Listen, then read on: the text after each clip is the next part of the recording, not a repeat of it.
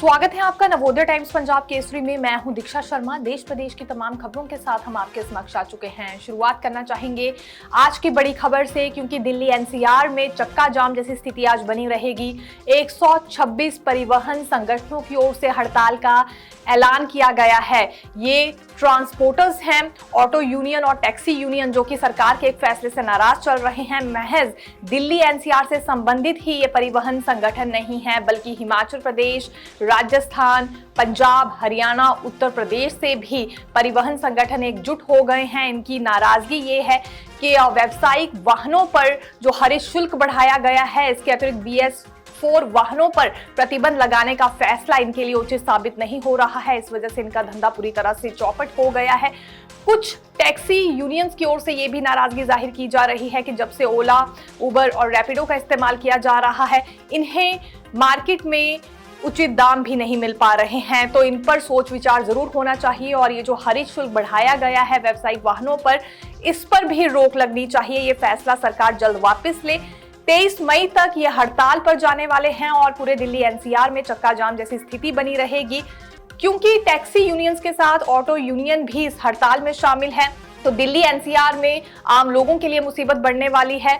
कुछ लोग जो कि छोटे से सफर के लिए ऑटो का इस्तेमाल करते हैं या फिर दुकान तक पहुंचने के लिए जिस तरह से ऑटोस का इस्तेमाल किया जाता है, तो रोजमर्रा की जरूरतों पर इसका एक बड़ा असर होने वाला है। आइए जानते हैं क्या कुछ कहना है टैक्सी यूनियन से संबंधित लोगों का। बहुत बुरी कंडीशन है, अभी एक हफ्ते से बहुत बुरी कंडीशन है। जो पहले रेट मिलते थे वो आज की डेट में रेट नहीं है। 18 अप्रैल से लेकर 25 अप्रैल तक 30 रुपए किलोमीटर रैपिडो दे रहा था, जिसका मेरे पास स्क्रीनशॉट है, कहिए तो दिखा सकते हैं, पर किलोमीटर का। और आज की डेट में 15 रुपए मिल रहा है, 16 रुपए मिल रहा है। क्या करेगा ड्राइवर लोग, बताओ मेरे को। बस समझ लीजिए कि चल रहा है कुछ धंधा पानी, बाकी तो कुछ है नहीं है मार्केट में। कुछ भी मार्केट में नहीं बचा हुआ है, ना कोई रेट है, ना कोई ड्यूटी इतना ज़्यादा आती है। और बस ये है कि 200, 300, 150 वाली ड्यूटियाँ करो, बस वही बहुत है। सरकार ये बोलना चाहेंगे थोड़ा ध्यान दीजिए और रेट वेट का ध्यान दीजिए। थोड़ा जो टैक्सी हैं, गाड़ियाँ चल रही हैं, इनको थोड़ा ज़्यादा स्पेशल ध्यान दीजिए। 5 देशों के दौरे से लौटने के बाद आज प्रधानमंत्री नरेंद्र मोदी की ओर से कैबिनेट बैठक ली जाएगी। इसमें सभी कैबिनेट मंत्री, राज्य मंत्री शामिल होने वाले हैं। विभिन्न मंत्रालयों में क्या कामकाज हुए हैं, उसके क्या नतीजे निकले हैं और कितनी सफलता मंत्रालयों ने उसमें हासिल की है, इस पर चर्चा होगी। पूरी फीडबैक प्रधानमंत्री नरेंद्र मोदी की ओर से ली जाएगी। आने वाले दिनों में कौन सी नई योजनाएं सरकार की ओर से लाई जाएंगी और कैसे सफलतापूर्वक उसे ग्राउंड पर उतारा जाएगा, इस पर भी चर्चा होने वाली है। लेकिन सबसे अहम बात इस कैबिनेट बैठक की ये है कि ये इसलिए भी महत्वपूर्ण मानी जा रही है। इससे पहले कैबिनेट बैठक में फेरबदल को लेकर कई संभावनाएं चल रही थी, लेकिन इस वर्ष में ये पूर्ण बैठक होने वाली है एक तरह से कैबिनेट की। विभिन्न सरकारी योजनाओं और कार्यक्रमों के अलग अलग पहलू, उन्हें अधिकतम सफलता के लिए कैसे लागू किया जाए और अन्य विषयों की भी समीक्षा किए जाने की इस कैबिनेट बैठक में उम्मीद है। हो सकता है कि अब विभिन्न देशों में जो तेल और गैस को लेकर समस्या चल रही थी, उसका समाधान निकल आए। ये हम इसलिए कह रहे हैं क्योंकि अमेरिकी संसद में एक प्रस्ताव पास हुआ है, जिसमें ये माना जा रहा है कि अब जंग रोक दी जाएगी। ईरान के साथ अमेरिका जंग नहीं करेगा, प्रस्ताव पास हो गया है।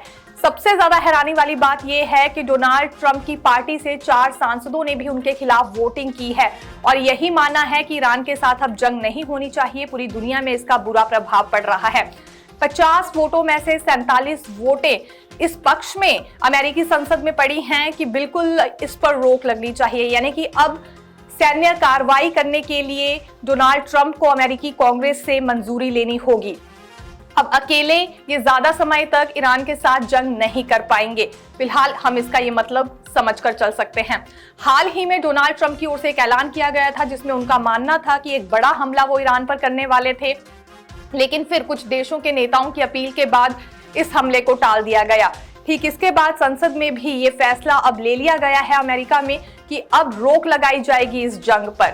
हालांकि राहत कितनी मिलती है देखना रोचक रहेगा, क्योंकि ईरान और इजराइल के बीच तो अभी भी युद्ध जारी है। खैर, वो पिछले कई वर्षों से जारी था, लेकिन उसका कोई प्रभाव पूरी दुनिया पर नहीं पड़ा था। लेकिन जब से अमेरिका इसमें इन्वॉल्व हुआ था, गैस, तेल और अन्य जरूरत की चीजों पर काफी बड़ा असर पड़ा है। खासतौर पर अगर हम सोने की सेल पर भी बात करें, क्या राहत मिल पाएगी इस फैसले के बाद और डोनाल्ड ट्रंप अब रुक पाएंगे, क्योंकि उनकी अपनी पार्टी के ही कुछ सांसद उनके खिलाफ हो गए हैं जिस तरह के डिसीजंस उनकी ओर से लिए जा रहे हैं। उत्तर भारत में लगातार गर्मी का प्रकोप बढ़ता जा रहा है। दिल्ली, एनसीआर समेत राजस्थान, उत्तर प्रदेश, पंजाब, हरियाणा में स्थिति ठीक नहीं है। अब तो पहाड़ भी तपने लगे हैं, जहां पारा 40 से 45 डिग्री के बीच जा पहुंचा है। लेकिन आईएमडी की ओर से जो जानकारी दी गई है और ज्यादा हैरानी भरी है। दक्षिण भारत में मॉनसून की बौछारें जरूर हल्की शुरू हो गई हैं, लेकिन इस बार कम बारिश का अनुमान लगाया गया है। मौसम विज्ञान केंद्र के अनुसार अरब सागर में बना नया सिस्टम मॉनसूनी हवाओं को कमजोर कर सकता है। इससे केरल समेत दक्षिण भारत में बारिश कम हो सकती है। मध्य प्रदेश, उत्तर प्रदेश, राजस्थान, हरियाणा, पंजाब, छत्तीसगढ़, ओडिशा, महाराष्ट्र और गुजरात समेत देश के 10 राज्यों में अगले एक हफ्ते तक सूखी गर्म हवाएं चलेंगी। इस दौरान इन राज्यों में अधिकतम तापमान 45 डिग्री सेल्सियस या उससे ज्यादा रहेगा। पल पल की अपडेट जानने के लिए देखते रहिए नवोदय टाइम्स पंजाब केसरी। मैं दीक्षा शर्मा, धन्यवाद।